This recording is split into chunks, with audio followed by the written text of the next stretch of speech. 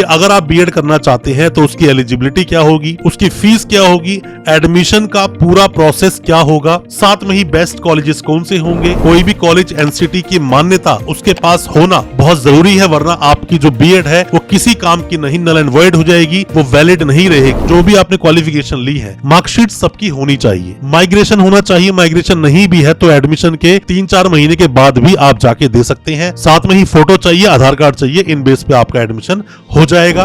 दोस्तों हर साल हजारों स्टूडेंट्स जो एडमिशन लेते हैं हरियाणा में बीएड कोर्स में, बीएड करना चाहते हैं, वो टीचर बनना चाहते हैं, अपनी लाइफ को आगे बढ़ाना चाहते हैं as a teacher, as a अध्यापक, तो वो पढ़ाने के लिए कोर्स जो है बीएड का, बीएड करने के बाद में सीटेट का दिल्ली में एंट्रेंस होता है, उसके बाद जाकर आप टीचर बनते हैं। और इसी के लिए दोस्तों आपको जानना बहुत जरूरी है कि अगर आप बीएड करना चाहते हैं तो उसकी एलिजिबिलिटी क्या होगी, उसकी फीस क्या होगी, एडमिशन का पूरा प्रोसेस क्या होगा, साथ में ही बेस्ट कॉलेजेस कौन से होंगे, डायरेक्ट एडमिशन होगा या नहीं होगा, क्लासेस कैसे होंगी, ऐसे बहुत सारे सवाल जो आपके दिल में हैं, उन सभी सवालों के आज हम जवाब देंगे अपने इस वीडियो के माध्यम से। और आपके दिल में कोई भी किसी भी तरह के सवाल अगर रह जाते हैं तो कमेंट बॉक्स में सवाल पूछें या फिर दिए गए नंबर पर व्हाट्सएप करें, हम आपकी हेल्प जरूर करेंगे, आपको बताएंगे बेस्ट कॉलेज कौन से हैं या आपके जो भी डाउट्स हैं उन्हें हम क्लियर जरूर करेंगे। ज्यादा कुछ जानने के लिए बीएड एडमिशन 2024 के बारे में दोस्तों बने रहिए हमारे इस वीडियो के साथ। नमस्कार दोस्तों, फिर एक बार स्वागत करता हूं आप सभी का अपने इस यूट्यूब चैनल पर, इसका नाम है यूनिवर्सिटी इंडिया, मेरा नाम है वीरेंद्र वर्मा। दोस्तों इसी तरह की जो बीएड रिलेटेड जो भी जानकारियां हैं, जो भी इन्फॉर्मेशन है, फिर चाहे सीटेट के रिलेटेड हो कि सीटेट का एग्जाम आप कैसे देंगे, चाहे वो एनसीटी के रिलेटेड हो, कोई भी कॉलेज एनसीटी की मान्यता उसके पास होना बहुत जरूरी है, वरना आपकी जो बीएड है वो किसी काम की नहीं, नल एंड वॉइड हो जाएगी, वो वैलिड नहीं रहेगी। यूनिवर्सिटीज के पास एनसीटी ई का अप्रूवल होता है और वही यूनिवर्सिटीज अलॉट करती हैं कॉलेजेस को, पर कॉलेजेस के पास एनसीटी ई का अप्रूवल है भी कि नहीं वो आपको देखना बहुत जरूरी है अगर आप बीएड करना चाहते हैं। बीएड करने के लिए दोस्तों आपके पास ग्रेजुएशन या मास्टर्स होनी चाहिए किसी भी रिकॉग्नाइज यूनिवर्सिटी से। किसी ऐसी ऑटोनोमस यूनिवर्सिटी से अगर आप कर लेंगे जो वैलिड ही नहीं, या फिर ऐसी बहुत सारी यूनिवर्सिटीज स्कैम में चलती रहती हैं जो बाद में बंद हो जाती है, यहाँ से आप फंस जाओगे, आपको प्रॉब्लम आ जाएगी। एडमिशन आप लेना चाहते हैं, डॉक्यूमेंट्स में आपके पास 10th 12th के डॉक्यूमेंट्स, मार्कशीट और सर्टिफिकेट, ग्रेजुएशन की मार्कशीट होनी चाहिए, साथ में ही मास्टर्स भी किए तो मास्टर्स की मार्कशीट चाहिए, मतलब सभी जो भी आपने क्वालिफिकेशन ली है मार्कशीट सबकी होनी चाहिए। माइग्रेशन होना चाहिए, माइग्रेशन नहीं भी है तो एडमिशन के 3-4 महीने के बाद भी आप जाके दे सकते हैं। साथ में ही फोटो चाहिए, आधार कार्ड चाहिए, इन बेस पे आपका एडमिशन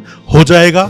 50% मार्क्स होना जरूरी है, आपके 50% मार्क्स होने चाहिए, ग्रेजुएशन में हो या फिर चाहे वो मास्टर्स में हो। हरियाणा में दोस्तों जितनी भी यूनिवर्सिटीज है सारी गवर्नमेंट यूनिवर्सिटीज हैं, उन यूनिवर्सिटीज की लिस्ट हमने पहले भी आपको दी है जो गवर्नमेंट यूनिवर्सिटीज है और वो बीएड करवाती है। डायरेक्ट आपका एडमिशन होगा, कोई एंट्रेंस बेस नहीं है, मेरिट बेस एडमिशन होते हैं, डायरेक्ट आपका एडमिशन हो जाएगा। जिस भी किसी गवर्नमेंट यूनिवर्सिटी से कंप्लीट करेंगे बीएड, उसके बाद फिर चाहे अपने डॉक्यूमेंट्स को प्राइवेट जॉब में लगाएं या गवर्नमेंट जॉब में लगाएं, दोनों जगह वैलिड है, बिल्कुल भी परेशान होने की आपको जरूरत नहीं है। 50,000 से भी ज्यादा सीट्स हैं हरियाणा में बीएड की, इसीलिए पूरे देश से हर जगह से स्टूडेंट्स आते हैं, एडमिशन लेते हैं, फिर चाहे बिहार हो, फिर चाहे यूपी हो, उड़ीसा हो, केरल हो या फिर दिल्ली एनसीआर हो या गाजियाबाद हो, हर जगह से स्टूडेंट्स आते हैं, एडमिशन लेते हैं। पूरे इंडिया से हरियाणा में एडमिशन हर साल होते हैं। अब जान लीजिए दोस्तों इसका प्रोसेस क्या होता है। प्रोसेस से पहले आप ये जान लीजिए अभी 2024 में ये 2 साल की बीएड ही है, 1 साल का अभी कोई ऐसा नोटिफिकेशन नहीं आया है। 1 साल की बीएड अपने देश में जो चली थी वो 2014 से 15 लास्ट बैच था और पहला बैच जो 2 साल की बीएड का था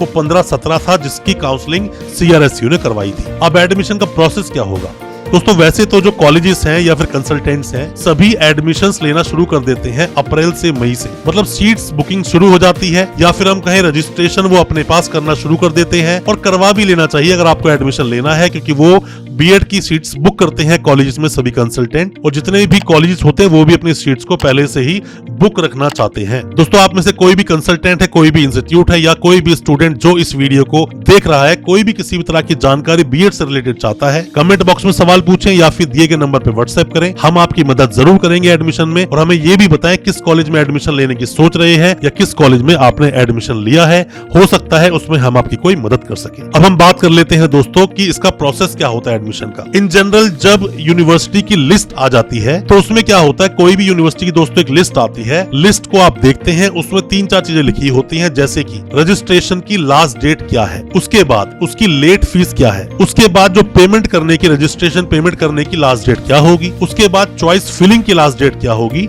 उसमें आप लॉकिंग करते हैं कि हमारी जो चॉइसेस हैं वो यही लॉक है। उसके बाद एक लिस्ट आती है, सेकंड लिस्ट आती है, थर्ड लिस्ट आती है। उस लिस्ट के अनुसार जिस कॉलेज में आपका नाम आया है उस कॉलेज में आपका एडमिशन हो जाता है। आप जाते हैं कॉलेज, अलॉटमेंट लेटर आपके पास होता है, वो ऑनलाइन निकल जाता है। उस अलॉटमेंट लेटर को लेकर आप कॉलेज जाएंगे, अपनी फीस को जमा करेंगे, कॉलेज वाला फीस की रसीद देगा। हो सकता है वो एडमिशन लेटर भी आपको दे दे, ये आपको मांगना चाहिए, ये आपका अधिकार है। एडमिशन लेटर आपके पास आ जाएगा, वहां आपका एडमिशन हो जाएगा। उसके बाद आपको घबराने की, टेंशन लेने की जरूरत नहीं है।